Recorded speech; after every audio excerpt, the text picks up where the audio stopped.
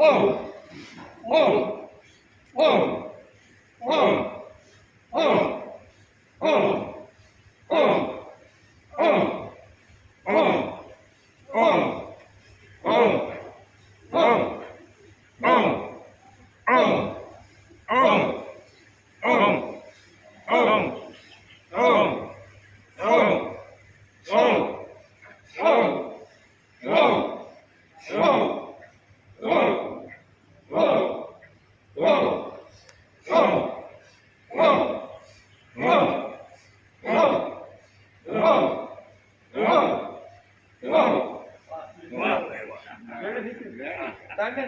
उवाच श्रीभगवानुवाच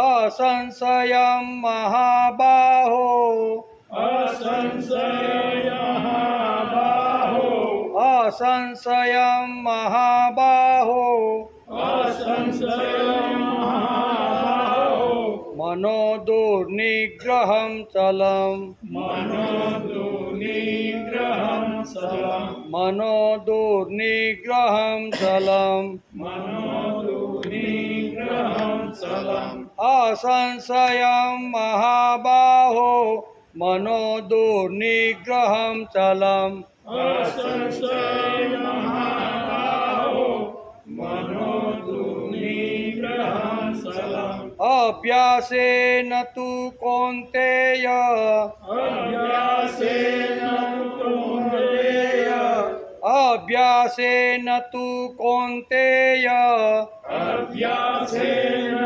कौन्तेय वैराग्येण च गृह्यते वैराग्येण च गृह्यते वैराग्येण च गृह्यते वैराग्येण च गृह्यते अभ्यासेन तु कौन्तेय वैराग्येण च गृह्यते अभ्यासेन कौन्तेय वैराग्येण च गृह्यते असंशयं महाबाहो मनो दुर्निग्रहं चलम् अभ्यासेन तु कौन्तेय वैराग्येण च गृह्यते असंशयं महाबाहो मनो दुर्निग्रहं चलम्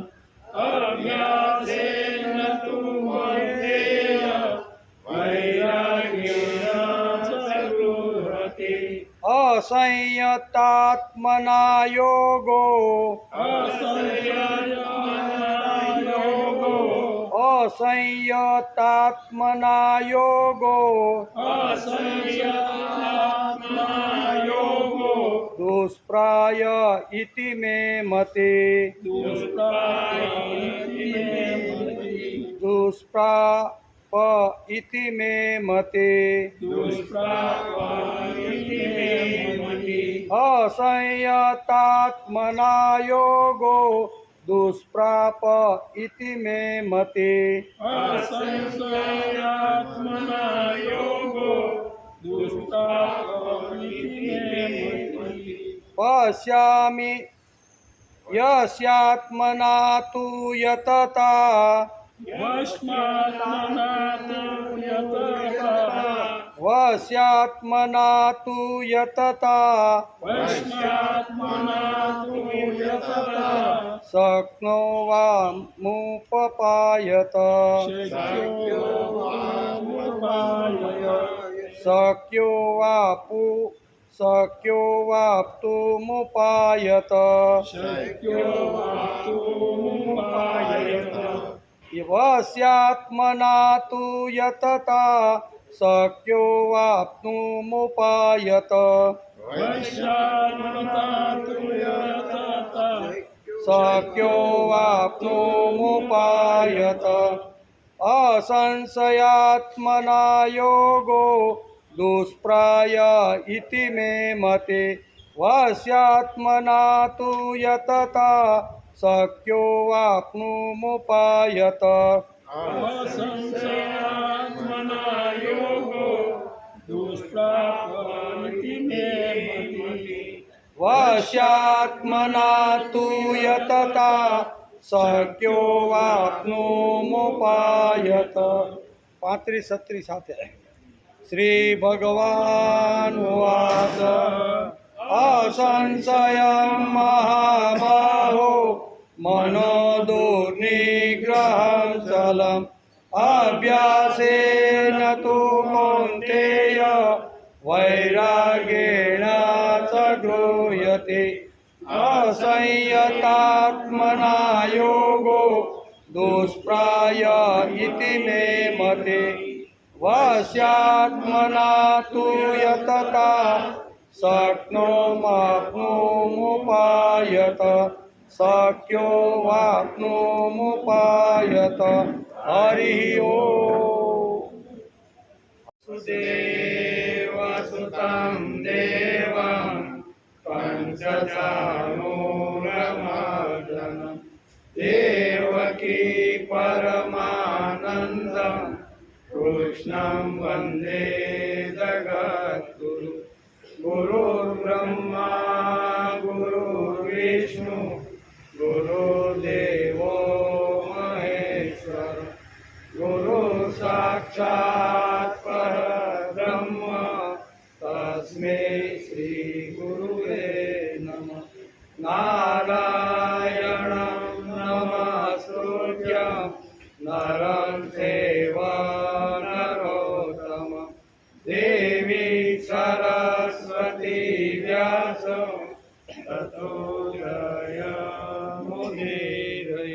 ततो जयमुदीरये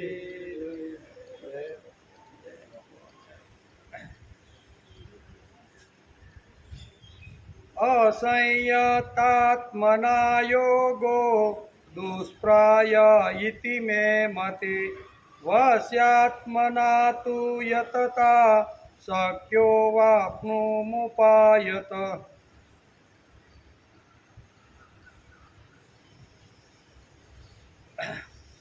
असंयता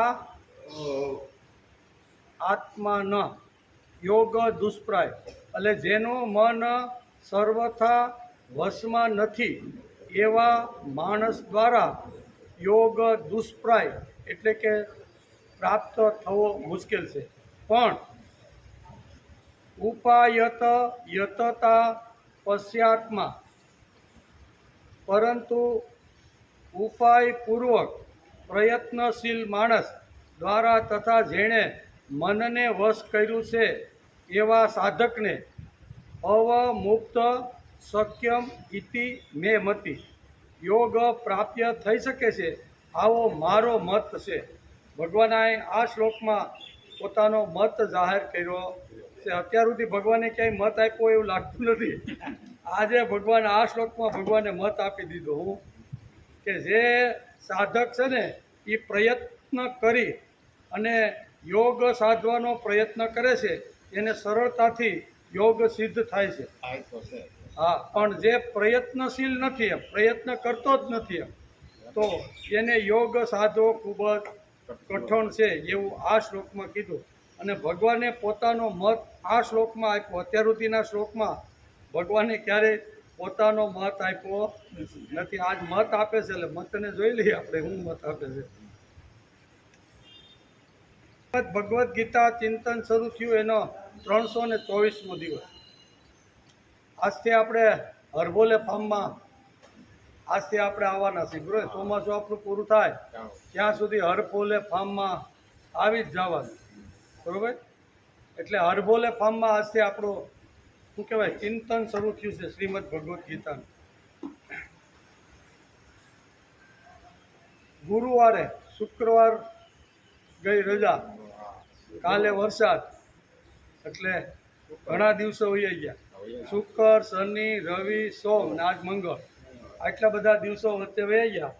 અને વચ્ચે સરસ મજાનો રવિવારે 21મી તારીખ એટલે ઇન્ટરનેશનલ વર્લ્ડ શું કહેવાય યોગ ડે. શું કે ઇન્ટરનેશનલ વર્લ્ડ યોગ ડે એ 21 તારીખ એટલે રવિવારે ગયો. આખી દુનિયાની અંદર યોગનું મહત્ત્વ શું છે એ આખી દુનિયાએ જાણ્યું માણ્યું, યોગો કર્યા ખાલી ભારત પૂરતા નહીં પણ વિશ્વના જે 200 દેશો છે એ 200 દેશની અંદર આ યોગ થયા છે. એટલે એ ઇન્ટરનેશનલ આંતરરાષ્ટ્રીય યોગ કહેવાય. હું ભારતમાં કોઈ પ્રવૃત્તિ થતી હોય તો ભારત પૂરતી મર્યાદિત હોય, ગુજરાત પૂરતી મર્યાદિત હોય, પણ આ તો આખા વર્લ્ડ લેવલે આખી દુનિયાના ગમે તે લોકો હોય, બરાબર, ગમે તે દેશના હોય, ગમે તે ધર્મના હોય, ગમે તે સંપ્રદાયના હોય, બધા લોકોએ રવિવારે યોગનો અનુભવ કર્યો. એનો પણ આજે આપણે વિચાર 5-7 મિનિટ કરી લઈએ. સંસ્કૃતમાં શબ્દ છે, આપણે યોગ તો આપણા માટે હેલો એટલા માટે થઈ ગયો છે કે શ્રીમદ ભગવદ્ ગીતાના અહીંયા આત્મસંયમ યોગથી જે શરૂઆત કરી ભગવાને અર્જુનને વાત કહેવાય, એમાં ઘણા શ્લોકોની અંદર યોગ સાથે આ શ્લોકો જોડાયેલા. તો યોગનો અર્થ, યોગ આખો આંતરરાષ્ટ્રીય આખો લેવલ ઉપર આવી ગયો છે, તો યોગનું મહત્ત્વ તો હશે જ ને. યોગ એટલે આપણી ભાષામાં અને સંસ્કૃતની ભાષામાં યોગ એટલે જોડાવું, પ્રભુની સાથે જોડાઈ જવું, એને સંસ્કૃતમાં યોગ શબ્દ કીધો છે. એટલે એ યોગ આંતરરાષ્ટ્રીય લેવલ ઉપર આખી દુનિયાના લોકોએ રવિવારે યોગનો અનુભવ અને યોગનો આવી રીતનો આનંદ માણ્યો. તેથી સંસ્કૃતમાં શબ્દ યુઝ પરથી બનેલો યોગનો અર્થ થાય છે જોડાવું કે એક થવું. એમ યુઝ, યોગ એટલે યુઝ એટલે જોડાવું, અને જોડાવું એટલે એક થવું. બરાબર. દર વર્ષે 21 જૂનના રોજ સમગ્ર વિશ્વમાં ઇન્ટરનેશનલ યોગ ડે એટલે વિશ્વ યોગ દિવસ તરીકે, એટલે કે વિશ્વ યોગ દિવસ તરીકે ઉજવવામાં આવ્યો છે, જે આપણે બધાએ રવિવારે ઉજવવાનો પ્રયત્ન કર્યો. ભારતીય સંસ્કૃતિની આ અમૂલ્ય ભેટને આજે આખી દુનિયાએ સ્વીકાર કર્યો છે. આખી દુનિયા સ્વીકારે નહીં, અમુક દેશો અમુક વાત ન સ્વીકારે, પણ આખા વર્લ્ડની અંદર આને માન્યતા આપવામાં આવી છે. એટલે યોગનું કેટલું મહત્ત્વ છે ને એ આપણે આના ઉપરથી કરી લો. તેથી તો આપણે રોજ 1.5 મિનિટ કરીશું, પણ હવે 2 મિનિટ કરવાનો પ્રયત્ન શરૂ કરવો જોઈએ. બરાબર, 2 મિનિટ તો ઓછાનામે યોગ કરવા જોઈએ. યોગથી માણસની અંદર જે આંતરિક અને બાહ્ય શક્તિ છે ને એમાં સ્ફૂર્તિ આવી જાય. જોઈએ તમે, યોગ કર્યા પછીનું આખું જે શરીર છે ને એની અંદર અહીંયા એક ઉર્જા એટલે એક શક્તિ નિર્માણ થાય છે. તેથી ભારતીય સંસ્કૃતિની આ અમૂલ્ય ભેટને આજે આખી દુનિયાએ સ્વીકાર કર્યો છે. માટે ગૌરવની વાત છે. ખાલી ભારતીય માટે નહીં પણ દુનિયાના બધા જ લોકોએ, પછી ભૂરિયા હોય, કાળિયા હોય કે ધોળિયા હોય કે આપણે બધાય હોય, બરાબર, એ બધા જ લોકોએ યોગનો સ્વીકાર કર્યો છે. શ્રીમદ ભગવદ્ ગીતામાં ભગવાને વારંવાર યોગ શબ્દનો ઉચ્ચાર કર્યો છે. યોગ એટલે જોડાઈ જવું. કોની જોડે જોડાઈ જવું? તો આ પ્રશ્ન છે. જોડાઈ જવાની વાત તો ગીતાએ કરી. યોગ એટલે યુઝ ટુ જોઈન્ટ, એટલે જોડાઈ જવું. કોની સાથે? તો કે પ્રભુની સાથે જોડાઈ જવું. યોગી ભવત કચ્ચન, આમ ગીતામાં કીધું. કે ગીતાના જે શબ્દો છે એ યોગ સાથે ઘણા બધા એવા સેન્ટેન્સ, વાક્યો અથવા આવા સિદ્ધાંતો છે ને જે યોગ સાથે ગીતાએ બધાને જોડી દીધા છે. એમાં યોગો ભવતી કચ્ચન, યંત્ર રૂઢસ્ય દોષ્યતે, યુક્ત ઈસ્યુતે યોગી, યોગી યુજિત સતતમ, યોગી નિયત માનસ, યોગો ભવતી દુઃખા, યોગ આત્માના, યોગ સેવયા, યોગ કર્મસુ કૌશલ. આમ યોગ સાથે ગીતાએ દરેક મોટા ભાગના જે શ્લોકો છે આપણે જોયા, એ મોટા ભાગના શ્લોકો સાથે અહીંયા ગીતાએ યોગને જોડી દીધો છે. મોટા ભાગના સિદ્ધાંતો યોગની સાથે સરળતાથી ભગવાને ગાયા છે. શ્રીમદ ભગવદ્ ગીતાના યોગને આ અમૂલ્ય ભેટને આજે આખી દુનિયાએ સ્વીકારી છે, તેનું ગૌરવ આપણને હોવું જોઈએ. 21 જૂન દર વર્ષે જે આવે છે 21 જૂન, એમાં આખી દુનિયાએ અહીંયા યોગને મહત્ત્વ આપ્યું છે. એ ભારતીય લોકો માટે ગૌરવની વાત કહેવાય. યોગ ખાલી શારીરિક સમસ્યા માટે છે એવું નથી. ગીતાકાર કહે છે કે શરીર, મન અને આત્માને એકતાના તાતણે એટલે કે બાંધવું, સંપૂર્ણ કરવું, એને વિજ્ઞાનને પણ યોગ શબ્દ આપેલો છે. મન, બુદ્ધિ અને આત્માને પ્રભુની સાથે જોડવું એને ભારતીય સંસ્કૃતિની અંદર યોગ કહેવામાં આવે છે. મન આપણું છે તે, બુદ્ધિ છે તે, અને અંદર રહેલું જે આત્મતત્વ છે આની સાથે જોડવાનો પ્રયત્ન જે કરે તેને યોગ કહેવામાં આવે છે. વિજ્ઞાન પણ આને વિજ્ઞાન કહેવામાં આવે છે. બીજી વાત, તેથી સમગ્ર વિશ્વમાં ઇન્ટરનેશનલ યોગ ડે, વિશ્વ યોગ દિવસ ઉજવવામાં આવે છે. આ અમૂલ્ય ભેટને આજે વિશ્વએ સ્વીકારી છે. માણસ જો પોતાના જીવનમાં સકારાત્મક પરિણામ લાવવા માગતા હોય તો રોજ માણસે યોગ કરી લેવા જોઈએ. હળવા હળવા કરવો જોઈએ. પગને હલાવવાની ક્રિયાથી કરીને બેઠા બેઠા શાંતિથી આમાં હાથની પ્રક્રિયાને હલાવવાની ક્રિયા કરવી જોઈએ એમ કે. તેથી રોજ યોગા કરવા જોઈએ. ગીતાકારની યોગની એટલે કે યોગ વિશેની પાયાની અને મહત્ત્વની વાતો જાણવી ખૂબ જ જરૂરી છે. વિશ્વમાં યોગ દિન તરીકે આખા વર્લ્ડે ઉજવો, પણ ગીતાની અંદર પાયાની અંદર યોગ શબ્દ ભગવાને વારંવાર જે મૂક્યો છે એને સમજવાનો પણ આપણે પ્રયત્ન કરવો જોઈએ. નિયમિત યોગ કરવાથી રોજિંદા જીવનમાં અગણિત ફાયદાઓ થાય. રોજ જો નિયમિત યોગ કરવામાં આવે તો શારીરિક પ્રક્રિયાની અંદર ખૂબ જ આપણું શરીર તંદુરસ્ત, નિરોગી અને સશક્ત બને છે એવું ભારતીય સંસ્કૃતિની અંદર આ માન્યતા છે. તેથી નિયમિત યોગ કરવાથી રોજિંદા જીવનમાં અગણિત ફાયદાઓ થાય છે.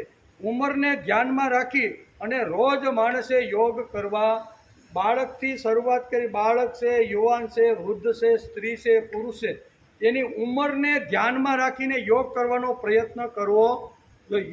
યુવાનીમાં જે યોગ થાય એ વૃદ્ધાવસ્થામાં થાય ને યુવાનીમાં તો સૂર્ય નમસ્કાર કરી અને શરીરને આખું રેબઝેબ પરસેવો છૂટી જાય ને એટલું સૂર્ય નમસ્કારનો આ યોગ છે, પણ એ વૃદ્ધાવસ્થામાં થાય નહીં. તેથી વૃદ્ધાવસ્થામાં કેવા યોગ થાય એ પણ આપણે જાણી અને રોજ નિયમિત 5-10 મિનિટ ઘેરે અથવા સવાર સાંજ આપણે કરવાનો પ્રયત્ન કરવો જોઈએ. તેથી અહીં કહે છે કે રોજ 20થી 30 મિનિટ નિયમિત યોગ કરવાથી શારીરિક સુખ મળે છે. આમાં ગીતાએ તો કીધું છે, પણ આંતરરાષ્ટ્રીય સંશોધન કરનારા વૈજ્ઞાનિકો પણ આના ઉપર સંશોધન કર્યા પછી આ લોકો આ લાઈનમાં આવી ગયા છે. એટલે કે રોજ 20-30 મિનિટ નિયમિત યોગ કરવાથી શારીરિક સુખ મળે છે. શરીર એટલે કે લવચિત એટલે કે ફ્લેક્સિબલ એકદમ બને છે. સ્નાયુ મજબૂત થાય છે અને રોગ પ્રતિકાર શક્તિ માણસની વધતી જાય. આ યોગના મોટામાં મોટા બધા જે ફાયદા હોય ને તો આ બધા ફાયદાઓ છે. બીજું માનસિક. પેલું શારીરિક શક્તિની અંદર આ પ્રક્રિયા યોગ જો કરવામાં આવે તો સામાન્ય રીતે આ બધી વાતો થાય છે. બીજું માનસિક શાંતિ મળે છે. જેમ શારીરિક સમતુલા જળવાઈ રહેશે, શારીરિક આવી રીતના રોગ પ્રતિકાર શક્તિ માણસની ડબલ થઈ જાય છે, એટલે રોગ પ્રવેશ કરી શકતો નથી અને શરીર સશક્ત થાય છે. એટલે 100 વર્ષ સુધી હસતા રમતા કિલોલ કરતા જો આપણે જીવવાનું હોય ને તો યોગના માધ્યમથી માણસ જીવી શકે છે. આ યોગનું મહત્ત્વ છે. બીજું માનસિક શાંતિ મળે છે. આજની ભાગદોડવાળી જિંદગીમાં તણાવ હોય કે નહીં, સ્ટ્રેસ બધા મોટા ભાગને હોય છે. તણાવ અને ચિંતા બંને, ડિપ્રેશન ઘટાડવા માટે યોગ એ રામબાણ ઈલાજ છે. ડિપ્રેશનમાં આવતી કોઈ પણ વ્યક્તિ, બાળક હોય, યુવાન હોય, વૃદ્ધ હોય, કોઈ પણ વ્યક્તિ ભારની અંદર, વજનની અંદર આવી જાય, કાંઈ હુસતું ન હોય અને મન આમ તેમ આડું અવળું ફરતું હોય તો એના માટે યોગ એ રામબાણ છે. એમ પાંડુરંગ શાસ્ત્રી પોતાના પ્રવચનની અંદર ઘણીવાર કહે છે કે યોગ પ્રત્યેક વ્યક્તિએ બાળકથી માંડી અને વૃદ્ધે જેની જેવી અવસ્થા અને એ પ્રમાણે એવા નાના મોટા પ્રકારના યોગ કરવા જોઈએ. રામબાણ અક્ષીર છે. કેવી ડિપ્રેશનમાં રહેતો, ચિંતામાં રહેતો, કંઈ અગવડ આવે તો રસ્તો ન મળતો હોય એવા લોકો પણ સવાર સાંજ અડધો કલાક જો સમજી વિચારી વિજ્ઞાને જે કીધું છે એ પ્રમાણે જો યોગ કરે તો માણસ ડિપ્રેશનમાંથી બહાર નીકળી જાય છે. એટલે પહેલું શારીરિક સુખ, બીજું છે માનસિક સુખ અને ત્રીજી વાત છે આંતરિક સંકુલન. આ બે વાત તો બહારની થઈ યોગના માધ્યમથી, પણ આંતરિક સંકુલન કેવી રીતનું આપણું સિદ્ધ થાય છે એ પણ સમજાવવાનો પ્રયત્ન કર્યો છે. ત્રીજું, આંતરિક સંતુલન એટલે કે હોર્મોન્સનું સંતુલન જળવાય. બ્લડ પ્રેશર એટલે કે બીપી અને ડાયાબિટીસ જેવા રોગો યોગથી નિયંત્રિત થઈ શકે. અંદર આપણું જે બીપી હોય છે અથવા ડિપ્રેશન, જે કાંઈ આંતરિક જે કાંઈ આપણી અગવડો હોય છે ને, એ યોગથી એમાં ઘણો બધો ફરક અને ઘણી બધી રાહત મળે છે. તેથી ઉંમર પ્રમાણે રોજ યોગ કરવા જોઈએ. મોટી ઉંમરે સાંધાના દુખાવો અને થાકની સમસ્યાઓ સામાન્ય રીતે લગભગ દરેક વડીલના વૃદ્ધોની અંદર આ ફરિયાદ ઘણીવાર હોતી. ગોઠણના દુખાવાની અને શારીરિક થોડીક તકલીફની ઘણી વાતો હોતી છે. તેથી તેમણે ભારે આસનીય ટાળીને હળવા આસનો રોજ કરવા જોઈએ. ભારે નહીં, યુવાનો જે આસનો જે કરતા હોય ને આખા શરીરને રબરની જેમ વાળતા હોય ને, એની વાત આ વૃદ્ધોએ કરવાની નથી. એ તો શાંતિથી પોંઠી વાળી વજ્રાસન હોય કે શવાસન હોય કે આવી રીતના જે કાંઈ નાના મોટા આપણે પોંઠી વાળીને બેસી શકીએ, હાથ પગ થોડાક હલાવી શકીએ ને, એવા આસનો વૃદ્ધો માટે બહુ જ ઉપયોગી. તેથી તેમને માટે ભારે આસનો ટાળવા જોઈએ. આસનો રોજ કરવા જોઈએ. જેમ ખોરાક, પાણી, હવા રોજ આપણે લઈશી એવી રીતે રોજ માણસે આસન કરવા. આપણા વ્યાવહારિક જીવનમાં ખાવા પીવાની સાથે અહીંયા યોગને જોડી દેવાનો પ્રયત્ન કરવો. રોજ આપણે ખાઈશી કે નહીં, કોઈ 2 ટાઈમ ખાતું છે, કોઈ 3 ટાઈમ ખાતું છે, કોઈ 1 ટાઈમ, પણ ખાવા તો જોઈએ કે નહીં. તો જેવી રીતે આપણે વ્યવહારની અંદર ખાઈશી પીશી, આપણે જે કાંઈ ક્રિયાઓ કરીશી, એની સાથે યોગને થોડોક સમય, અડધો કલાક, 15 મિનિટ, 20 મિનિટ જોડવાનો પ્રયત્ન કરવો જોઈએ. આ બધી વાતો કોના માટે છે? આપણા માટે છે. આપણું શરીર સારું રહે, તંદુરસ્ત રહે. જીવેમ શરદ સતમ, જેમ વેદોમાં કીધું છે. વેદોએ તો ગર્જના કરી છે કે જીવેમ શરદ સતમ. માણસ હસતા રમતા કિલોલ કરતાં કરતાં 100 વર્ષ સુધી આનંદથી નિરામય શરીર રાખી અને તંદુરસ્ત શરીર રાખીને જીવવો જોઈએ. આ વેદોની આપણી ઘોષણા અને વેદોની માગણી છે. એટલે એ તો આપણા માટે છે. આપણું શરીર જો સારું છે તો આપણે છોકરાને તકલીફ નહીં આપી. નહીં તો છોકરાને ગમે એવું કામ છોડાવ્યું કે હાલની ભાઈ મારે જરીક આ રિપોર્ટ કરવા જવું છે, મારે જરીક આ દવાખાને જવું છે. આપણી જો તબિયત સારી નહીં હોય તો છોકરાઓને પણ ઘણીવાર અગવડ ઊભી કરી છે. તેથી વડીલોએ, શાસ્ત્રકારો તો એમ કહે છે કે જે અવસ્થા હોય એ પ્રમાણે થોડો ઘણો 15-20 મિનિટ આવી રીતનો યોગનો સહારો લઈ અને શરીરને તંદુરસ્ત બનાવવાનો પ્રયત્ન કરવો જોઈએ. શા માટે? તો કે યોગ એ રામબાણ છે. કેવું છે? રામબાણ જેવો ઇલાજ કરે છે. તેથી હાથ પગના સાંધા હલાવવા, ભ્રામરી કરવી, પ્રાણાયામ કરો, શવાસન વગેરે હળવા આસનો આપણાથી જેટલા બેસી શકીએ, જેટલા થાય ને એટલો કરવાનો પ્રયત્ન કરવો જોઈએ. તેથી 21 તારીખે એટલે ગયા રવિવારે આખા વિશ્વની અંદર ઇન્ટરનેશનલ યોગેશ એટલે કે યોગ દિવસ ઉજવવામાં આવ્યો. ભારતની અંદર પણ બધા જ રાજ્યોની અંદર બધાએ ખૂબ જ સારી રીતે આનો શું કહેવાય પ્રતિસાદ ખૂબ મળેલો છે. બીજી વાત, આવા આસનો રોજ કરવાથી શું ફાયદો થાય? પ્રશ્ન આવે. ઘણા માવજો પર જે પ્રશ્ન કરે ને, ભાઈ તમે એ વાત તો કરો છો, 1 કલાક તો આમ કરો, ઓલી 2 મિનિટ તો કરાવો છો, પણ કાંઈ ફાયદો ખરો? તો ફાયદાની વાત પણ આપણા શાસ્ત્રકારોએ આપણે સમજાવ્યું છે. તો કે આવા આસનો રોજ કરવાથી શું ફાયદો થાય? તો કે શરીર એટલે કે અકળાતું નથી. શું કહેવાય? અકળાતું, આપણી ભાષામાં અકળાઈ ગયું નથી કે શરીર આપણું અકળાઈ ગયું છે. શરીર અકળાતું નથી. સાંધાના દુખાવામાં રાહત મળે છે અને રાત્રે ઊંઘમાં ઘણો મોટો ફાયદો થાય છે.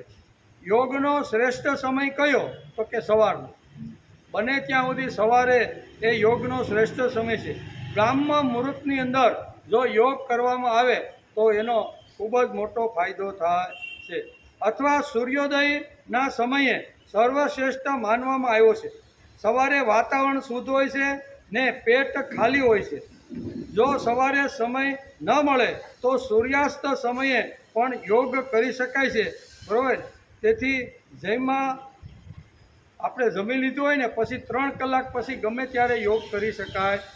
જેમાં પછી 3 કલાક સુધી યોગ થઈ શકતા નથી. એમ તેથી રોજ યોગ કરવા એટલે કે રોજ યોગ કરવા જોઈએ.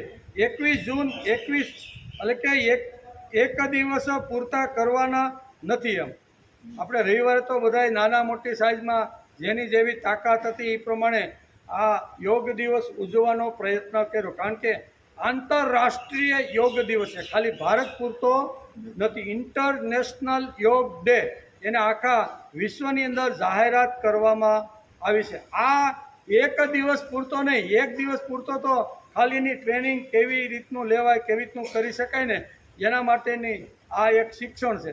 પણ એ 365 દિવસ હળવી રીતે 10 મિનિટથી શરૂઆત કરીને 30 મિનિટ સુધી જેની જેવી શક્તિ એ પ્રમાણે રોજ સવાર સાંજ 2 ટાઈમ યોગ કરવા જોઈએ.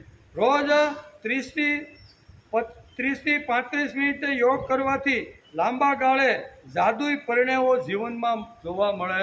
કેવું જાદુઈ પરિણામ મળે, પરબારું મળતું નથી. ગણાય કે ભાઈ અમે 1 મહિનામાં ઘણીવાર બહુ જામી ગયેલો રોગ હોય, અંદર જો જામ થઈ ગયેલું હોય ને તો એ કાંઈ 1 મહિનામાં થાય નહીં. જેમ આપણી ગાડી ઘણીવાર ખૂબ ઠોકાઈ ગયેલી હોય, મોટી ગાડી બગડી ગયેલી હોય, કોઈ જોરદાર અકસ્માત થયો હોય અને પછી ગેરેજમાં લઈ જાય અને ગેરેજમાં જઈને કે ભાઈ આને કંઈની તાત્કાલિક એ બધું નિરીક્ષણ કરે, જોવે તો શું કે ભાઈ આને ઓછા નામે તમારે 1 મહિનો તો આ રાખવી જ પડશે. ક્યાંક નહીં 1 મહિનો વધારે જો આવી રીતની થઈ ગઈ હોય તો 1 મહિના સુધી ત્યાં રાખી તો પછી આપણી ગાડી રેડી થાય. સામાન્ય રીતે થોડી ઘણી જો અગવડતા હોય તો 1-2 દિવસમાં, એથી થોડી અગવડતા હોય કે બાપા ઊભા રહ્યો હમણાં તમારો પ્લગ સાફ કરીને ચાલુ કરું, એવી 1-8 કલાકમાં પણ કરી દે.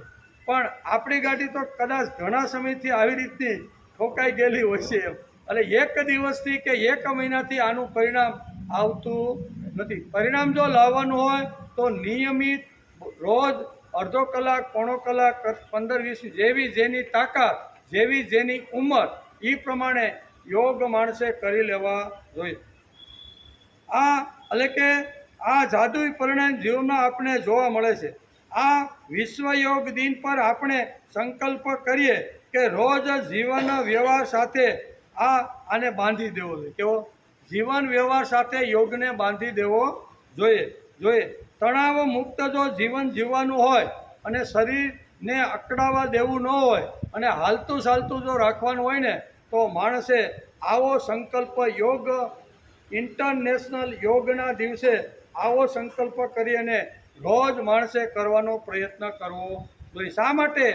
એના માટે ગીતા પણ સમર્થ આપે છે. આગળ આપણે જોયું ને, યુક્તાહાર વિહારસ્ય યુક્ત ચેષ્ટસ્ય કર્મસુ યુક્ત સ્વપ્નવબોધસ્ય યોગો ભવતી દુઃખઃ. યોગો ભવતી દુઃખઃ તો શબ્દ શું વાપર્યો છે?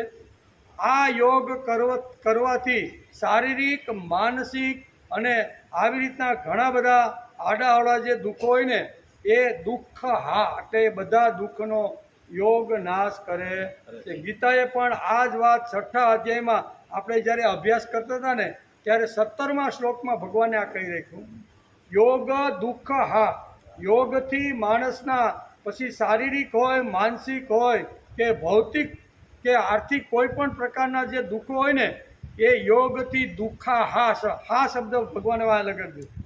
એટલે કે દરેક પ્રકારના દુઃખોને જો હળવા કરવા હોય, નાબૂદ કરવા હોય અને રામબાણ તરીકે ઈલાજ કરીને જો એની સારવાર કરવાની હોય ને તો એના માટે માણસે રોજ સંકલ્પ કરી લેવો જોઈએ.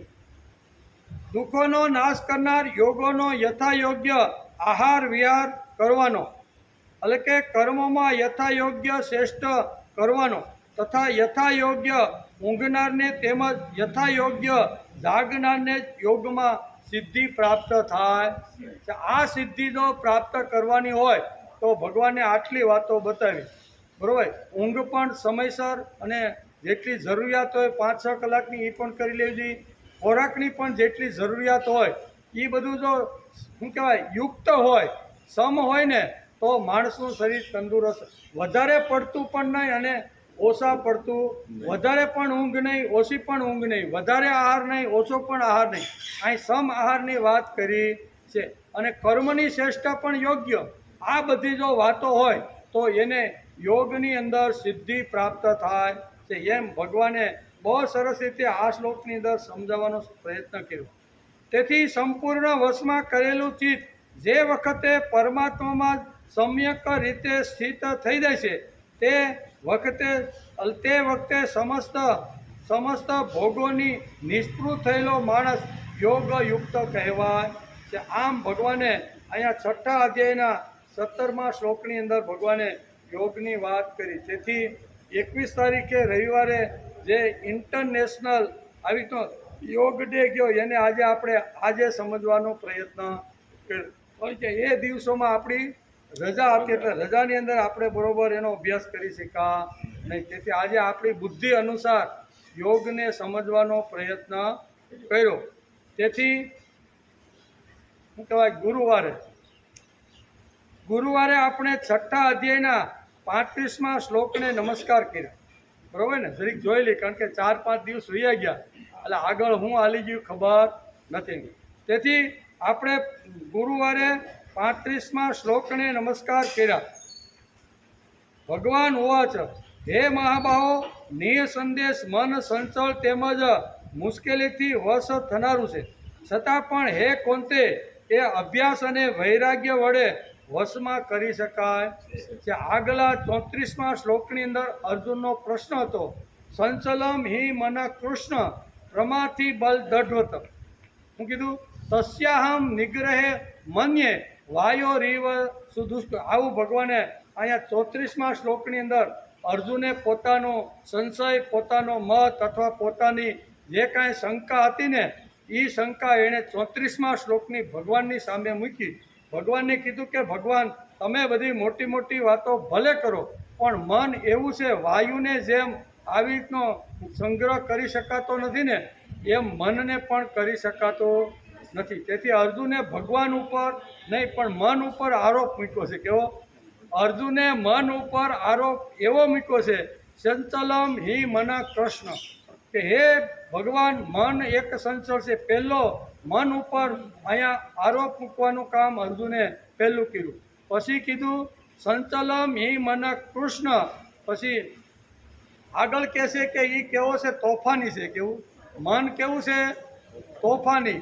પછી કીધું દ્રઢ વ્રત છે, એકદમ મજબૂત છે, કે જે વશમાં રહી શકે નહીં. અને કે આવી રીતના વિશેષણો વાપરીને અર્જુને જ્યારે ભગવાનને આ પ્રશ્ન કર્યો ત્યારે ભગવાને કીધું તારી વાત બરોબર છે. ભગવાને પણ એને થોડુંક અનુમોદન અને આમ કે એમ ન કીધું કે ના ના તારી વાત સાચી છે, દૂર નિગ્રહ, મનને કંટ્રોલ કરવું એ તારા માટે અને ઘણા લોકો માટે દૂર નિગ્રહ છે. પણ હે અર્જુન, એને જો અભ્યાસ યોગ અને અભ્યાસથી અને વૈરાગ્ય વૃત્તિથી જો પ્રયત્ન કરવામાં આવે તો આ જે તોફાની જે મન છે, સંચળ જે મન છે, દૂર નિગ્રહ એટલે જેને વશ ન કરી શકાય એવું જે મન છે ને એને પણ આ 2 હથિયારોથી 2 તત્વો એવા છે કે એનાથી મન કંટ્રોલ થઈ જાય છે. એમ ભગવાને આ 2 શ્લોકમાં ભગવાન ઉવાચથી શરૂઆત કરી અને ભગવાન એને જવાબ આપે છે.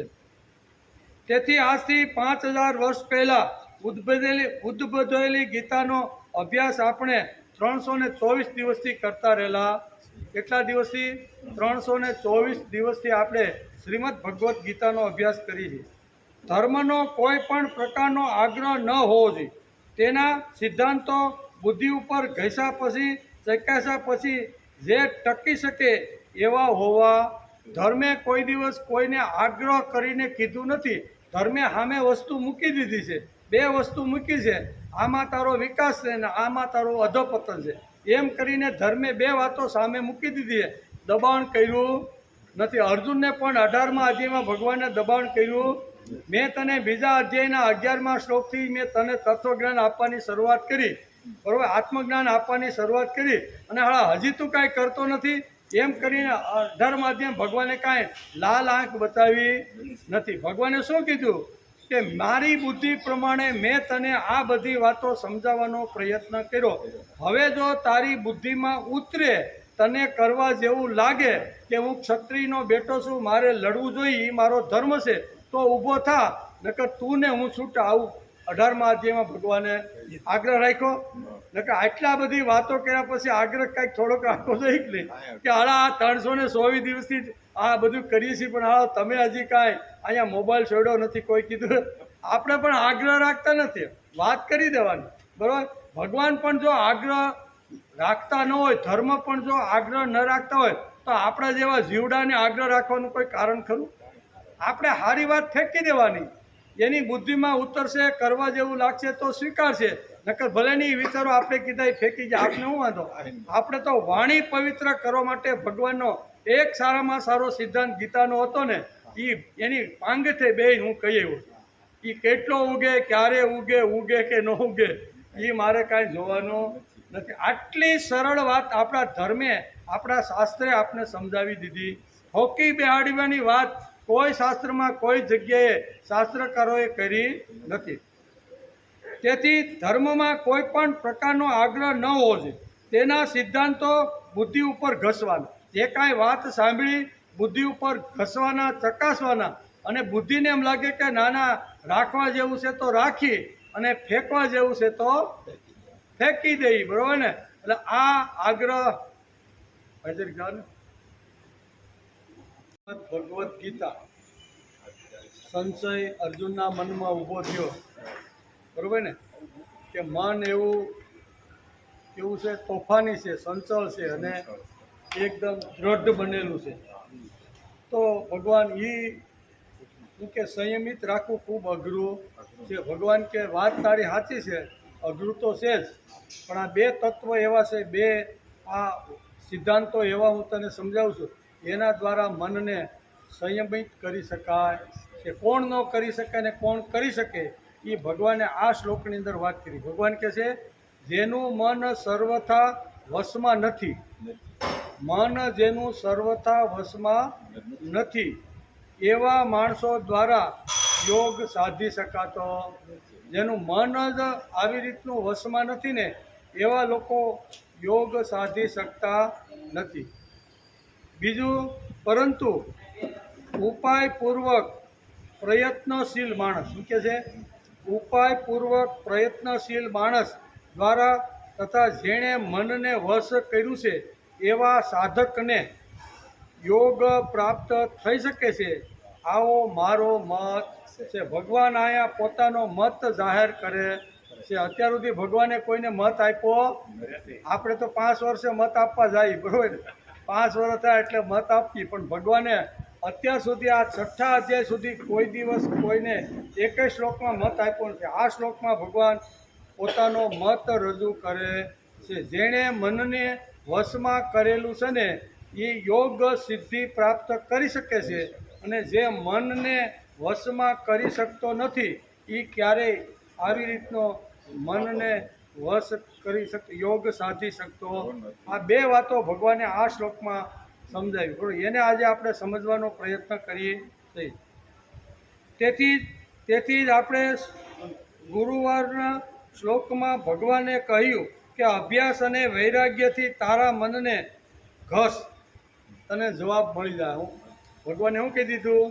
આ તારું જે મન છે ને, એને બરોબર બુદ્ધિની આરે ઘસ, અને મનને બુદ્ધિની આરે ઘસવાથી તને તારો જવાબ મળી જશે. તારો સંશય શું છે? કે મન મજબૂત છે, શક્તિશાળી છે, તોફાની છે, એ મનને કંટ્રોલ કરવો ખૂબ જ અઘરો છે. ભગવાન કહે છે અઘરો તો હશે જ, એમાં હું ના પાડતો નથી. ભગવાન પણ સહમત થયા છે, અને ભગવાને પછી 2 ટેબ્લેટ આપી. કેવી? આ 2 ટેબ્લેટ લઈ લઈને તો તારું માથું દુખવાનું કે પેટમાં દુખવાનું છે ને, એ બધું નાશ પામે. એટલે 2 ટેબ્લેટ કઈ આપી? તો કે અભ્યાસ અને વૈરાગ્ય. 2 ટેબ્લેટ એવી છે કે એના દ્વારા માણસ મનને વશમાં રાખી શકે છે. તેથી જે ધર્મના આવા સિદ્ધાંતો હોય, તે જ ધર્મ કાળના પેટમાં હલકે ગરતામાં સમાઈ જતો નથી. જે ધર્મ વાત મૂકી દીધી, પછી સમાજને એને સ્વીકારી કે નહીં સ્વીકારી, એ ધર્મનો આગ્રહ નથી. એમ ધર્મ તો પોતાને જે કાંઈ કહેવાનું હતું ને, એ સમાજને અમે ખુલ્લી કિતાબમાં વેદ છે, ઉપનિષદ છે, ગીતા છે, રામાયણ છે, એની અંદર ખુલ્લા થઈને શાસ્ત્રકારોએ મૂકી દીધું. પછી જો એને લાગશે કે આ ટકાવવા જેવી છે તો ટકશે, નહીં ટકે તો ભલેની કાળના પેટમાં વહી જાય, એમાં મારે કાંઈ. એટલે ધર્મ પણ આવી રીતનો આગ્રહ રાખતો નથી કે હું કહું એટલે તારે માનવું જ જોઈએ. એવી ધર્મની પણ અહીંયા માગણી નથી. તેથી શ્રીમદ ભગવદ્ ગીતાના વિચારો, તેમનું તત્વજ્ઞાન આજ 5000 વર્ષ સુધી અકબંધ રહ્યું છે. આને કહેવાય ખરો ધર્મ, આને કહેવાય ખરું તત્વજ્ઞાન, આને ખરો આવી રીતનું કહેવાય. શા માટે કે 5000 વર્ષ પછી પણ કોઈ આ તત્વજ્ઞાનને સાંચ મારી શક્યું નથી. એવું પવિત્ર તત્વજ્ઞાન ભગવાનના મુખારવિંદમાંથી નીકળ્યું, એનો આપણે રોજ અભ્યાસ કરીએ છીએ. તેથી પ્રતિકૂળ પવનના વંટોળિયામાંથી પણ ગીતાનું તત્વજ્ઞાન હચમચી ઉઠ્યું નથી. તેથી ભગવાને અર્જુનને અભ્યાસ અને વૈરાગ્ય સમજાવ્યો. વંટોળિયાથી પણ ગીતાનું તત્વજ્ઞાન હચમચી ઉઠતું નથી. તેથી ભગવાને અર્જુનને અભ્યાસ અને વૈરાગ્ય સમ આ બે વાતો સમજાવી અને આખો વર્ણાશ્રમ ધર્મ સમજાવવાનો પ્રયત્ન કર્યો છે. આવા ધર્મનું મસ્તક હરમેશ ઉન્નત રહેવાનું. ગીતા જેવા ધર્મગ્રંથ અથવા એવો માનવ જીવન સમજાવતો જે ગ્રંથ છે ને, એનું મસ્તક તો હંમેશા હરમેશ ઉન્નત રહેવાનું. ગીતામાં શ્રી કૃષ્ણે અર્જુન પ્રત્યે જ નહીં પણ સમસ્ત માનવ જાતને સંચળ મનને અભ્યાસ અને વૈરાગ્યથી વશમાં કરી શકાય છે. એ ખાલી અર્જુનને તો ભગવાન નિમિત્ત બનાવે છે, અર્જુન નિમિત્ત બન્યો છે, પણ માનવ જાત માટેનો આ પ્રશ્ન છે. અર્જુને પણ માનવ જાતને ધ્યાનમાં રાખીને ભગવાનની સામે પોતાનો સંશય રજૂ કર્યો છે. એટલે માનવ જાત માટે છે, ખાલી અર્જુન માટે નથી. જેણે મનને આવી રીતનું વશ કરવાનું હોય તો એણે બે સિદ્ધાંતો જીવનમાં લાવી અને આચરવાનો પ્રયત્ન કરવો જોઈએ. તેથી અભ્યાસ અને વૈરાગ્યની વાતને બુદ્ધિ ઉપર કસી જો અને પછી પરિણામ આવે છે કે નહીં એનો તું વિચાર કર. આમ ભગવાને અર્જુને 2 શ્લોકની અંદર અર્જુને પણ 2 શ્લોકમાં પ્રશ્ન અને પોતાનો સંશય રજૂ કર્યો. ભગવાન ઉવાચ કહીને ભગવાને પણ આ 2 શ્લોકની અંદર ભગવાને કીધું, એકવાર તારી બુદ્ધિને એકવાર ધર્મની સાથે, ભક્તિની સાથે, અધ્યાત્મની સાથે ઘસી જો અને ઘસ્યા પછી પરિણામ મળે છે કે નહીં એ પછી તું જો. આમ કરી અને ભગવાન એને કહે છે. બીજી વાત, થોડું વિચારી જો અને પછી તને યોગ્ય લાગે તો ઉપાડ. આમ કહી અને ભગવાન આગળના 36 એટલે કે 6ઠ્ઠા અધ્યાયના 36મા શ્લોકની અંદર ભગવાન બહુ સરસ રીતે એને સમજાવવાનો પ્રયત્ન કરે છે. શું સમજાવે છે?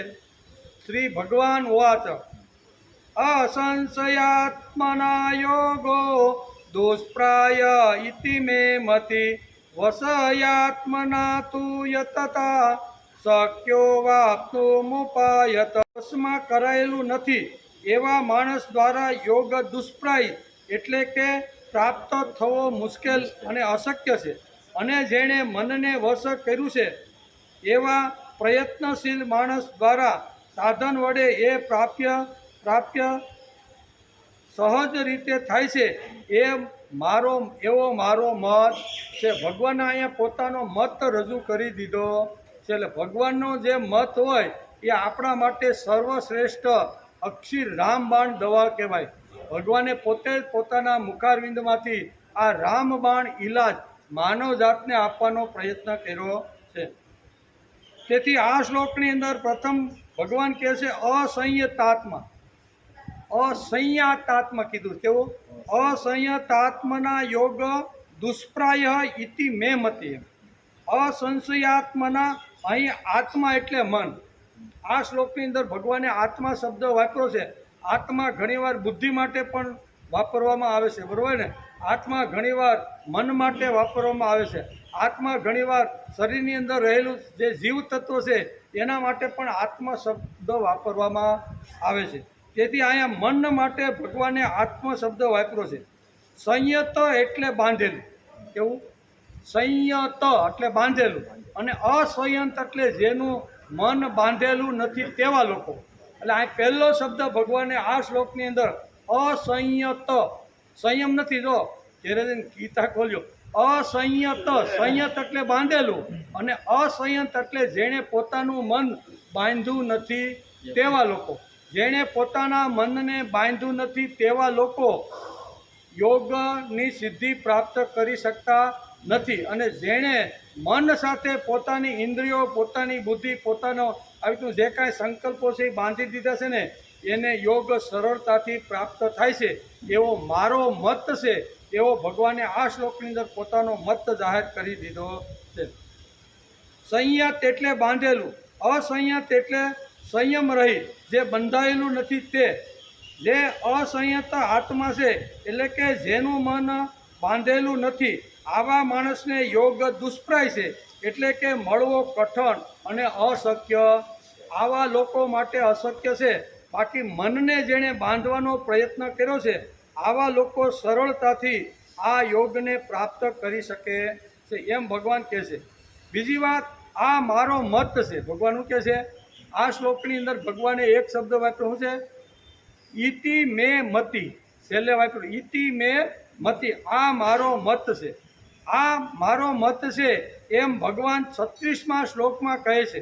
ભગવાન બહુ ઓછે ઠેકાણે પોતાનો મત પ્રદર્શિત કરે છે, પણ આ શ્લોકમાં ભગવાને ખાસ અર્જુનને સંબોધન કરીને પોતાનો સંશય દૂર કરવા માટે ભગવાને પોતાનો મત અહીંયા અર્જુનને કહી દીધો છે.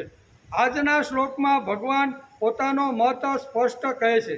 વસ્યાતાત્મા તું યતતા શક્યો પાતુ મુપાયત. પછી યતતા એટલે પ્રયત્નશીલ અને ઉપાયત એટલે પુરુષો.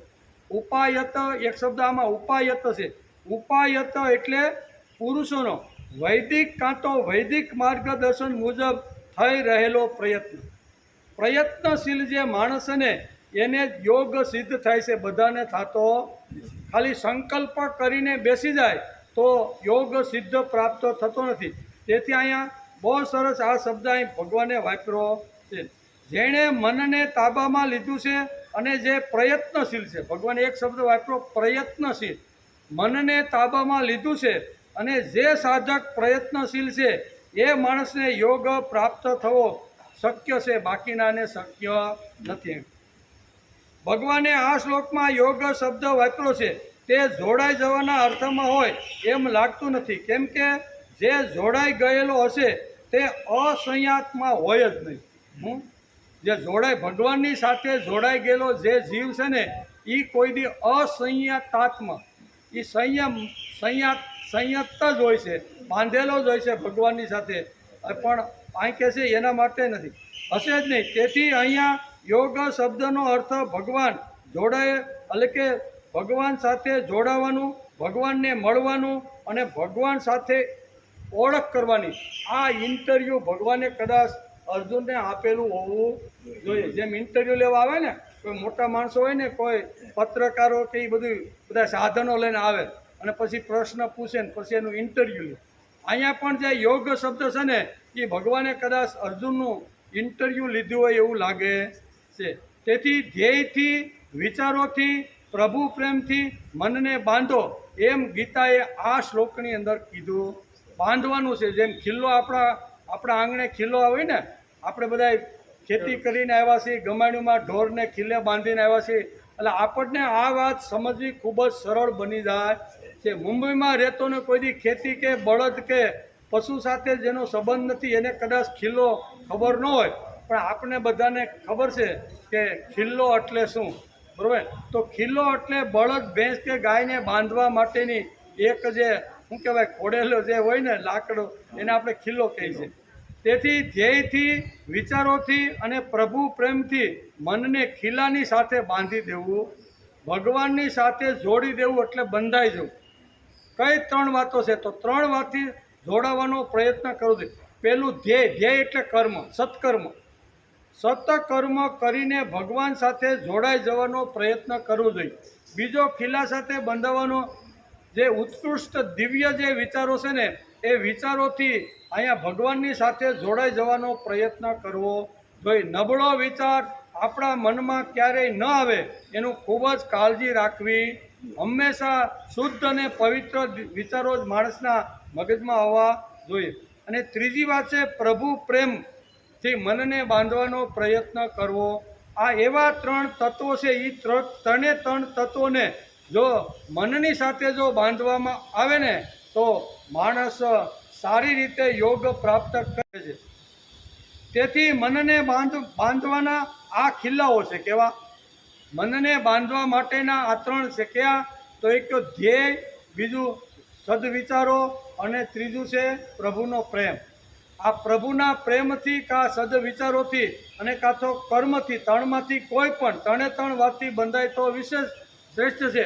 પણ 3માંથી કોઈ એક વાત ઉપાડી અને માણસે બંધાવવાનો પ્રયત્ન કરવો જોઈએ. જે બંધાયેલો હોય ને એને બધું મળે, ખાણ મળે, એને પાણી મળે, એને નિરણ મળે, પણ રખડતો ભટકતો જે શેરીમાં જે હોય બાંધા વગરનું એને કાંઈ મળે?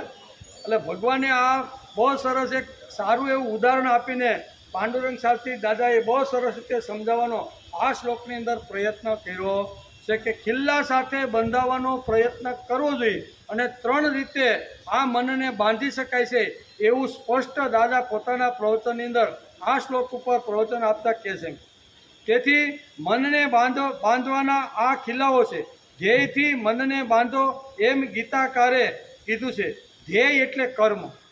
પહેલી વાત કીધી, ધ્યેય એટલે કર્મથી નાનું મોટું આપણાથી જેવું થાય એમાં કોઈ પ્રકારની અપેક્ષા રાખ્યા વગર નાનું એવું જો કર્મ આપણે જો કરતા હશું ને તો આપણે પ્રભુની સાથે બંધાઈ ગયેલા છીએ. આટલું સ્પષ્ટ ગીતા સરળ ભાષાની અંદર સમજાવવાનો પ્રયત્ન કરે છે.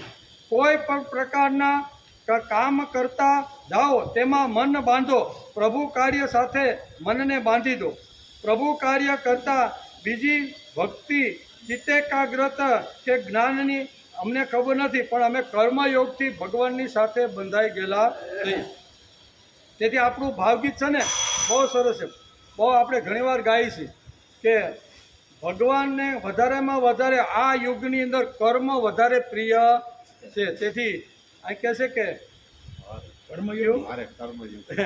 બીજું છે, દિલડું પરોવીને જે કોઈ કામે એ ના લાગે, એનાથી વાલું ઈશ્વરને બીજું કોઈ ના લાગે. ગીતા કેરું ગાન ગજવવા ગલીએ ગલીએ જાજે, જીવન તારું સોળે કળાએ ખીલવતો જાજે, ભાઈ ખીલવતો જાજે. સ્તુતિ કરીને શ્રુતિ તણાતું મહિમાને સમજાવજે, ચીલા ચાલુ ભક્તિ કેરો ચીલો તું બદલાવજે.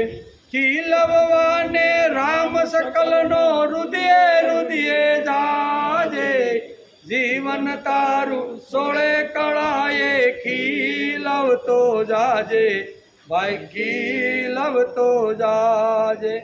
તેથી ભગવાનના કાર્ય સાથે કર્મથી બંધાવવાનો પ્રયત્ન કરવો. દિલડું પરોવીને જે કોઈ કામે એના એટલે ભગવાનના કામે જે લાગે ને એનાથી આ જગતમાં ભગવાનને કોઈ બીજું વાલો નથી. તેથી આ ધ્યેયથી બંધાવવાનો, ધ્યેય એટલે કર્મ, કર્મ એટલે નિષ્કામ કર્મયોગ, અને નિષ્કામ કર્મયોગથી ભગવાનની સાથે બંધાવવાનો પ્રયત્ન કરવો. તેથી શાસ્ત્રકારો તત્વમસીનું જે જ્ઞાન છે તે બહુ મોટું જ્ઞાન છે. અહમ બ્રહ્માસ્મિના જ્ઞાનનું જેમને સ્ફુરણ થયું છે તે લોકો તો મહાન હશે. તે તત્વજ્ઞાન આપણને ખબર ન પડે, પણ પ્રભુ પ્રેમથી મન બાંધવું ને એ આપણને ખબર પડે. તત્વમસી જેવા જે ઉપનિષદના આવા મોટા મોટા જે સિદ્ધાંતો છે ને એ સિદ્ધાંતો કદાચ આપણી શું કહેવાય ઉપરથી વયા જાય, માથા ઉપરથી વયા, એ ખબર ન પડે. પણ પ્રભુ પ્રેમથી બંધાવવાનો પ્રયત્ન કરવો. જે મીરાબાઈ પ્રભુ પ્રેમથી બંધાઈ ગઈ, નરસિંહ મહેતા પ્રભુ પ્રેમથી ભગવાનની જોડે બંધાઈ ગયા. એટલે મોટા મોટા તત્વમસી જેવા કે અહમ બ્રહ્માસ્મિ જેવા મોટા જે ઉપનિષદના જે સિદ્ધાંતો છે એમાં કદાચ આપણે ખબર ન પડે, સાંચ ન ડૂબે, પણ પ્રભુ પ્રેમની અંદર તરબોળ થઈ જવું એમાં કાંઈ ભણતરની બહુ જરૂર નથી. આ તો થઈ શકે એમ. તેથી આપણી કડી છે ને ગીતા, ભક્તિની શક્તિનો દીપક ઉર ઉરમાં પ્રગટાવજે, પલ પલ તારી પ્રભુને ધરજે, પાના ના બતાવજે. પાંડુરંગે રંગાયેલું પુષ્પ પ્રભુનું થાજે, જીવન તારું સોળે કળાએ ખીલવતો જાજે ભાઈ ખીલવતો જાજે. તેથી પ્રભુ પર પ્રેમ કરવા માટે જન્માંતરનું પુણ્ય જોઈએ. કેવું? જન્માંતરનું પુણ્યનું કર્મ આપણી સાથે ભાથું આવેલું હોય તો જ ભગવાન સાથે પ્રેમથી એની સાથે સંબંધ બાંધી શકાય. જન્માંતરની તપસ્યા જોઈએ. આના એટલે કે આ તેથી સ્વકર્મણા તમયભ્યસ એટલે કે સ્વકર્મણા તમભ્યસમ સિદ્ધિમ વિંદતી માનવા. આમ ભગવાને ગીતામાં બહુ સ્પષ્ટતા રાખીને પોતાનો મત કીધો છે. ગીતા કહે છે કે કર્મથી ભગવાનની પૂજા કરો. જે ક્ષેત્રમાં આપણે હોય ભગવાને આપણે નિયત કર્મ સાથે જોડી દીધા છે તો એમાં આપણી પૂજા સમજીને કર્મ કરવાનો પ્રયત્ન કરવો જોઈએ. જો હું ખેતી કરતો હોય તો ખેતીની અંદર હું મારા ભગવાનની ધરતી માતાની હું પૂજા કરું છું એ ભાવના રાખીને જો કર્મ કરીએ તો એ કર્મ આપણો યોગ બની જાય છે. વેપારી પણ જો ગાદી ઉપર બેસી અને મને મળેલું જે કર્મ છે ને એ મારે પ્રામાણિકતાથી સમાજની અંદર આ કર્મ મારે કરવું છે એમ કરીને કરે તો એનું કર્મ પણ યોગ બની જાય. એટલે કે જેમાં જેને જેવી રીતે મળ્યું હોય. તેથી આપણા સંતો થઈ ગયા કેવા? નામદેવ થઈ ગયા, એ દરજી હતા પણ ઇતિહાસના પાનામાં અમર થઈ ગયા કે નહીં? એણે પોતાનો ધંધો વ્યવસાય છોડ્યો ને મર્યા ત્યાં સુધી એણે સીવવાનું જ કામ કર્યું નામદેવે.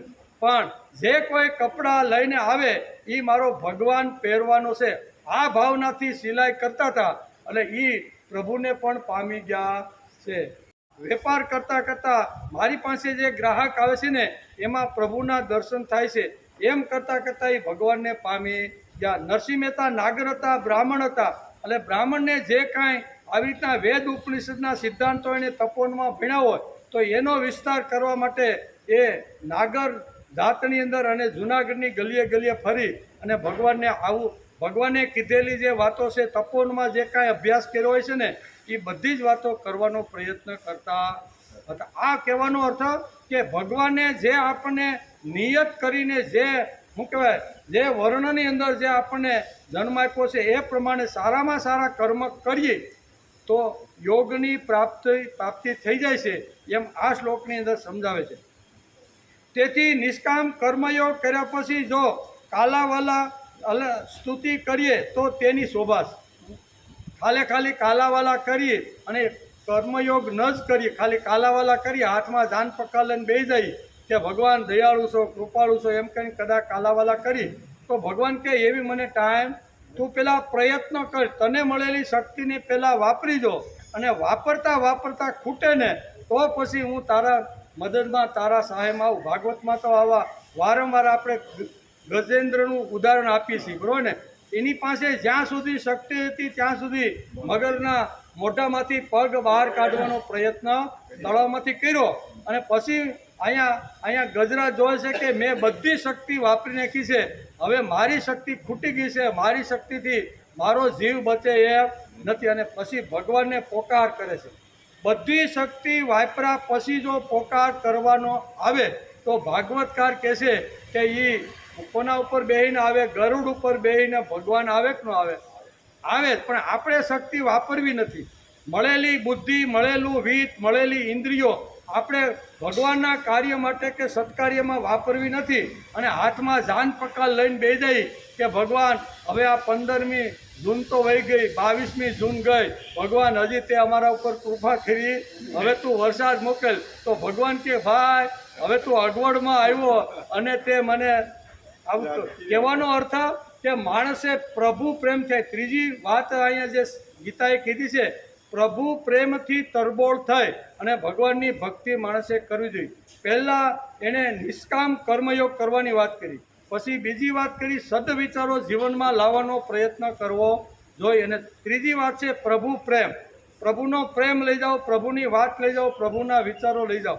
બરાબર? એ ઉપાડે ન ઉપાડે એ મારે જોવાનું નથી. આપણે કોઈને સુધારવા, કોઈનો ઉદ્ધાર કરવા કે કોઈને વ્યસનમાંથી મુક્ત કરાવવા માટે જાતા નથી. ગઈકાલનું પ્રવચન અધ્યાય 10મો શ્લોક નંબર 3 ઉપર દાદાએ પ્રવચન કર્યું.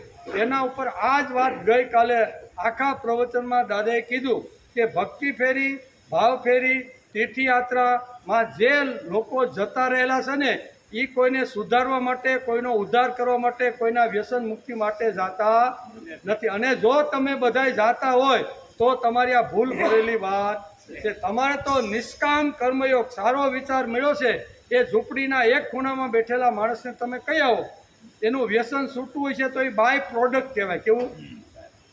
ઘણીવાર આપણે બીમાર પડ્યો હોય, તાવ આવી રીતનો આવ્યો હોય અને 2-3 દિવસ પ્રયત્ન કર્યા પછી ન ઉતરે તો આપણે ડૉક્ટર પાસે જઈએ. ડૉક્ટર બરોબર નાડબાજ હોય, આમ તેમ કરીને બધું જોવે અને કે ભાઈ તમારે તો આ દવા લેવી પડશે એમ કરીને 3 દિવસની દવા આપે.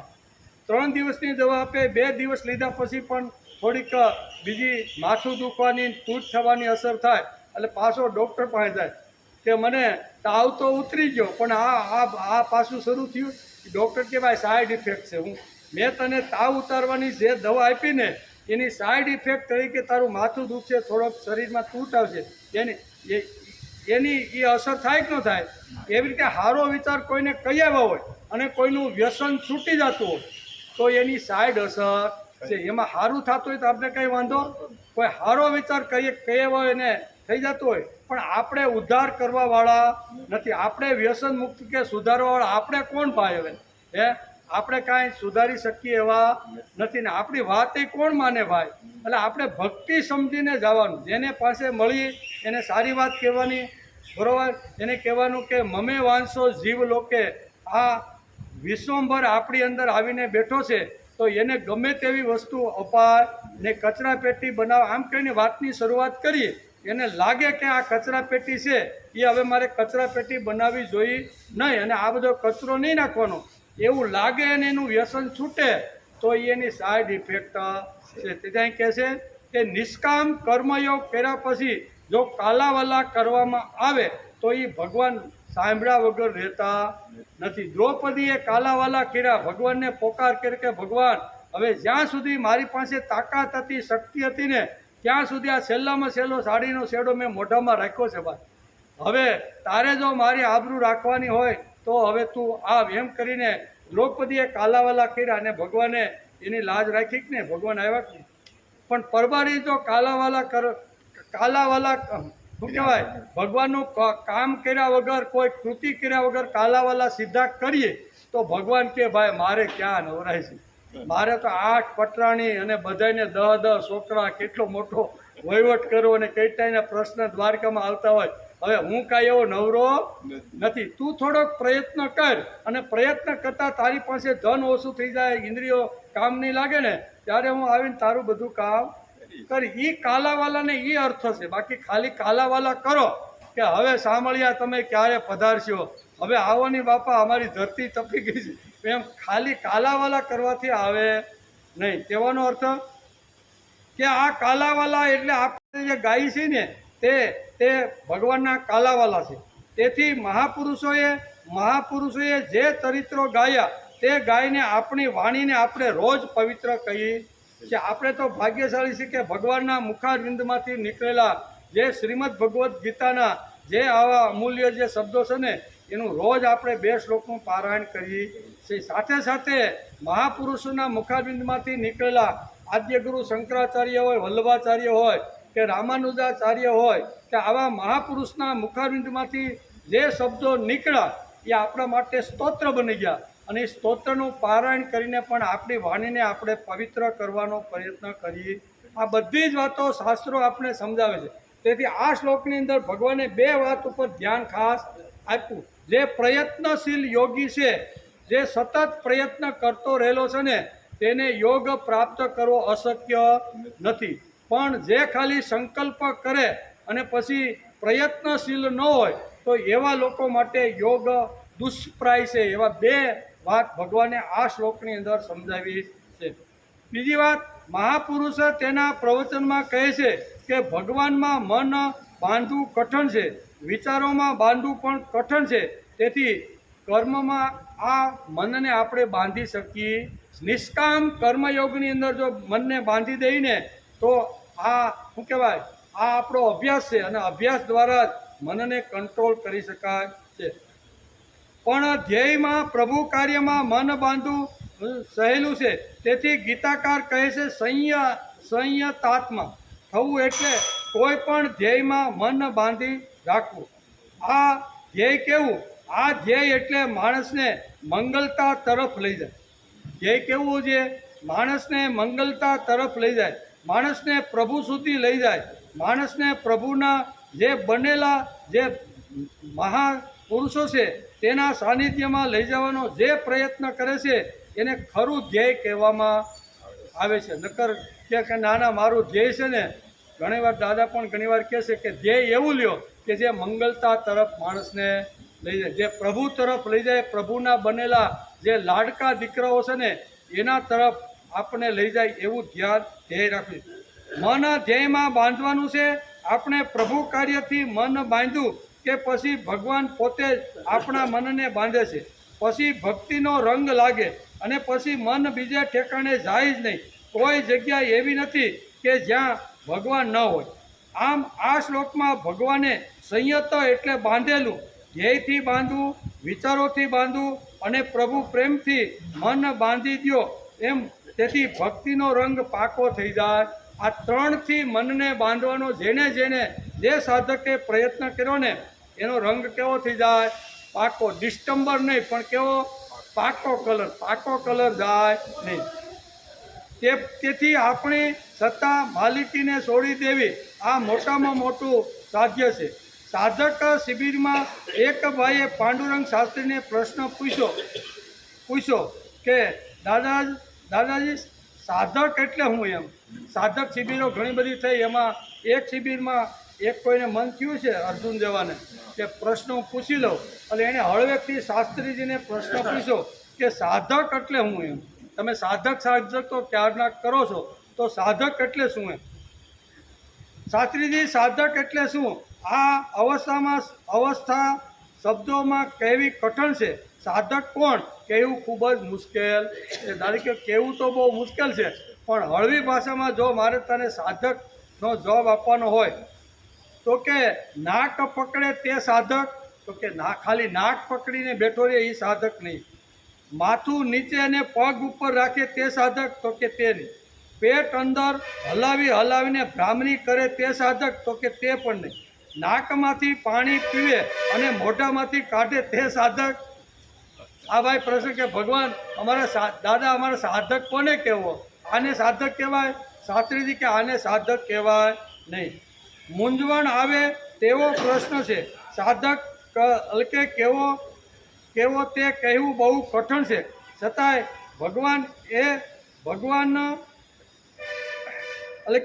એ સાધ્ય છે તે મળે એટલા માટે જ કૃતિ કરવામાં આવે તેનું નામ સાધના, અને તે કૃતિ જે કરે એનું નામ સાધક. જે શું કહેવાય કર્મથી ભગવાન મળે અથવા ભગવાનના લાડકા દીકરો સાથે સંબંધ થાય તેને જ સાધક કહેવામાં આવે છે. ખરી રીતે કહું કે સત્તાતરણ એટલે કે ટ્રાન્સફર ઓફ પાવર, એને અંગ્રેજીમાં શું કહે છે? Transfer of power.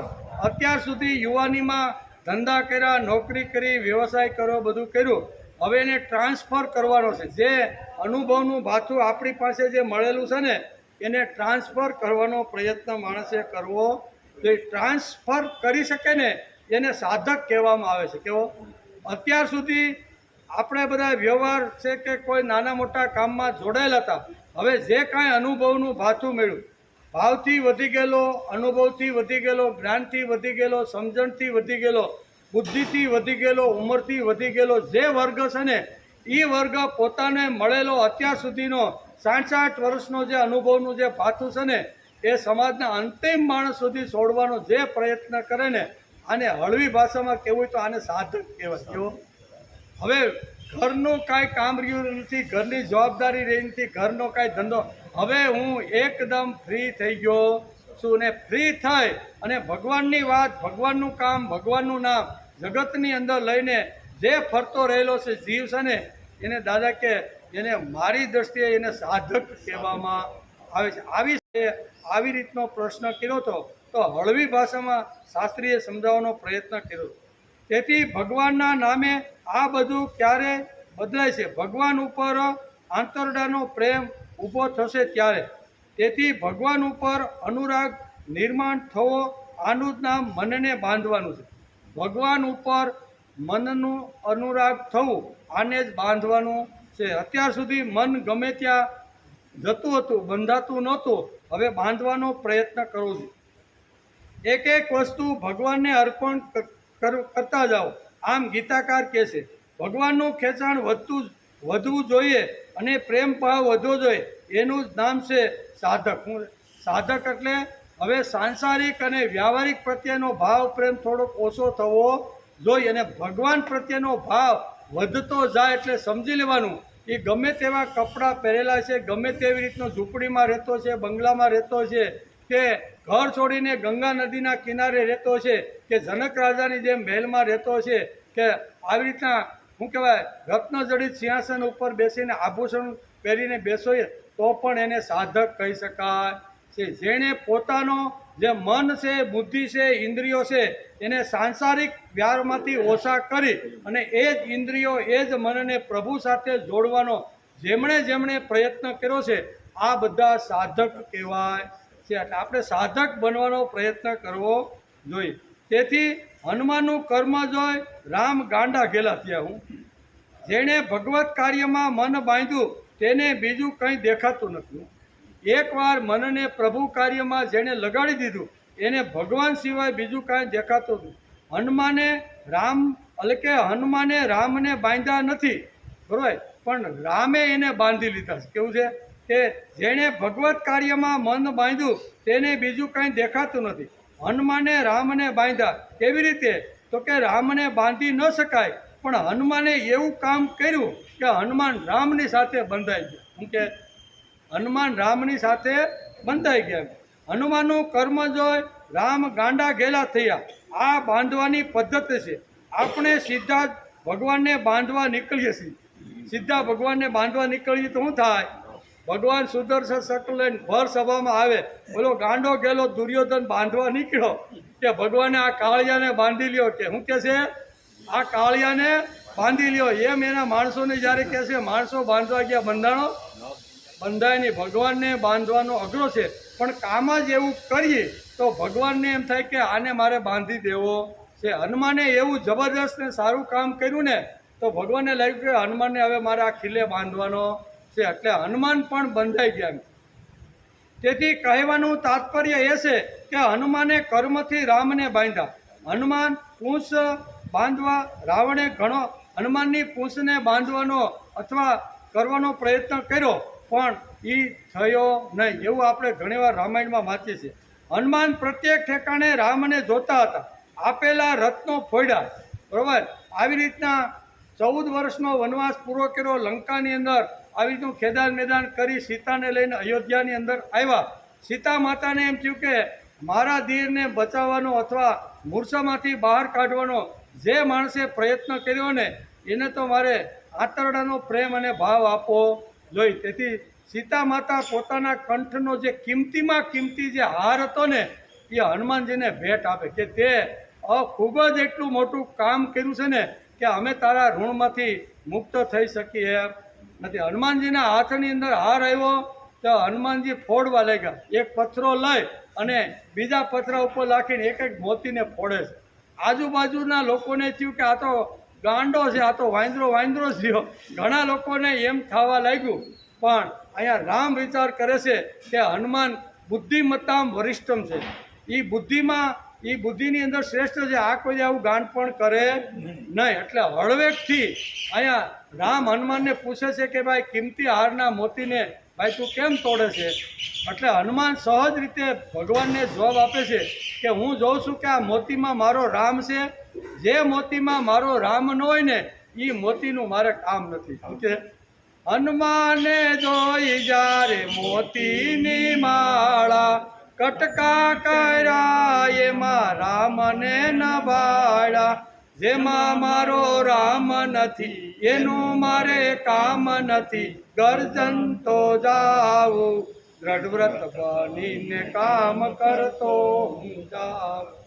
રામ સાથે બંધાવવું ખૂબ અઘરું છે. રામના કામ કરો તો રામને થાય કે મારે હવે આને બાંધી દેવો છે. તેથી આ બધી વાતો છે. હનુમાન અતિશય બુદ્ધિશાળી હતા. જેણે વાલ્મીકી રામાયણ વાંચ્યું છે તેને આ શોકરમત નથી લાગતી. બીજાને લાગે રત્ન તોડે એટલે બીજાને શોકરમત, હા શોકરમત છે કે, પણ વાલ્મીકી રામાયણ વાંચો તો ખબર પડે. બુદ્ધિમત્તામ વરિષ્ઠમ એવો વાલ્મીકીએ શબ્દ હનુમાન માટે વાપર્યો છે. આ રત્નોથી રામનું કામ થવાનું છે. ન થવાનું હોય તો મારે આવા રત્નોનું શું કામ કરવા? ભગવાને મને વૈભવ આપ્યો, ભગવાને મને સત્તા આપી, ભગવાને મને સારી ઇન્દ્રિયો આપી છે, અને એ ઇન્દ્રિયો જો પ્રભુ કાર્યમાં વપરાતી ન હોય, એ જો વૈભવ, એ જો ધન પ્રભુ કાર્યમાં વપરાતું ન હોય, તો એવા ધનનું મારે કોઈ કામ નથી. એ આ સિદ્ધાંત સમજાવીને વાલ્મીકી સમજાવે છે. જે ભગવાનના કામમાં વપરાય છે તે જ સંપત્તિ શોભાસ્પદ છે. નહીં તો ઢગલાબંધ સંપત્તિ હોય તો પણ એ શા કામની? એ કહેવાની હનુમાન જેવી વૃત્તિ માણસની અંદર તૈયાર થવી. હનુમાન જેવી વૃત્તિ જો માણસની અંદર જો તૈયાર થાય ને તો જ આપણે રામાયણ અને શ્રીમદ ભગવદ્ જેવા સિદ્ધાંતો સમજાય. પ્રવચનમાં ઘણીવાર મહાપુરુષને કોઈ કહે કે ફલાણો માણસ દાદા બહુ મોટો માણસ છે, હશે ભાઈ, તે ભગવત કાર્યમાં કેટલો આવ્યો તે જુઓ. સ્વાર્થી માણસો, લુખ્ખા માણસો, લૂચા માણસો મોટા મોટા બનાવીને કાર્યમાં લાવવાનો પ્રયત્ન ન કરો. ઘણીવાર મોટાઈ માટે ઘણાને લોકોને લાવતા હોય છે, પણ પ્રભુ પ્રેમથી જેવા તરબોળ થઈ ગયેલા છે એવા માણસને આપણે જરૂર છે. તેથી મૂળ મુદ્દો એ છે કે સંપત્તિ પ્રભુ કાર્યના કામમાં આવે તે સંપત્તિ શ્રેષ્ઠ. આ બોલવાની હિંમત હનુમાનજી ધરાવતા હતા. પોતાના કર્મયોગથી શ્રીરામને બાંધવા આપણે પણ આપણા મનને કર્મથી બાંધીએ તો ભગવાન આપણને બાંધે. તો સંચળ મન એટલે કે જીદી મન, તોફાની મન, ભગવાન જીદી મનને વશમાં કરવું હોય તો ભગવાને આ શ્લોકની અંદર બે તત્વો સમજાવવાનો પ્રયત્ન કર્યો છે. તેથી ભગવાન આ શ્લોકમાં કહે છે કે જેણે પોતાનું મન વશમાં કર્યું નથી તેને માટે યોગ દુષ્પ્રાય છે, અને જેણે પોતાના મનને એટલે હું કહેવાય બાંધી દીધું છે તેના માટે યોગ સિદ્ધ કરવો અશક્ય નથી. તેથી ધ્યેયથી એટલે કે પ્રભુ કાર્યમાં, પ્રભુના વિચારોમાં અને પ્રભુ પ્રેમમાં બાંધવું. આ ત્રણ વાતો આજે આપણે લઈને જવાની છે. આપણે ખીલે કોને બાંધવાના છે? ઢોરને આપણે જેમ ખીલે બાંધીને એમ મનને જો ખીલે બાંધવાના હોય તો પહેલી વાત છે કર્મ. કર્મને ભગવાનના કાર્યની સાથે બાંધી દેવું જોઈએ. સદવિચારોને પ્રભુના કાર્ય સાથે બાંધી દેવું જોઈએ, અને પ્રભુ પ્રેમને અહીંયા ખીલે બાંધવાનો પ્રયત્ન કરવો જોઈએ. તેથી ધ્યેયથી એટલે કે પ્રભુ કાર્યમાં, પ્રભુના વિચારોમાં અને પ્રભુ પ્રેમમાં બાંધ્યું છે, મનને તાબામાં લીધું છે, અને જે પ્રયત્નશીલ છે તેના માટે યોગ પ્રાપ્ત થવું શક્ય છે એવો મારો મત છે. એ મત ભગવાન અત્યારે આ શ્લોકમાં પોતાનો મત જાહેર કરે. ભગવાને અત્યાર સુધીમાં કોઈ જગ્યાએ પોતાનો મત જાહેર કર્યો નથી. અર્જુન પાસે એક પ્રશ્ન, અર્જુન ફરીથી મનમાં પાછો ભગવાનને ક્લિયરિટી, ભગવાને બે શ્લોકની અંદર અર્જુનના સંચળ મનની વાત કરી દીધી. ક્લિયરિટી પણ ભગવાને કરી, પણ છતાંય હજી અર્જુનના મનની અંદર કંઈક બીજો પ્રશ્ન, નવો પ્રશ્ન આખો ઊભો થયો છે. અને બે શ્લોકની અંદર ભગવાનને અર્જુન પ્રશ્ન પૂછવાના છે, પણ તે આવતીકાલે ભગવાનને બે પ્રશ્ન પૂછીને કયો સંશય પાછો ફરીથી એના મનમાં ઊભો થયો એનો અર્જુન પ્રશ્ન પૂછવાનો છે. એ અર્જુન કેવો પ્રશ્ન પૂછે છે એનો વિચાર આપણે આવતીકાલે આ જગ્યા ઉપર આવીશું ત્યારે એનો વિચાર આવતીકાલે કરશું.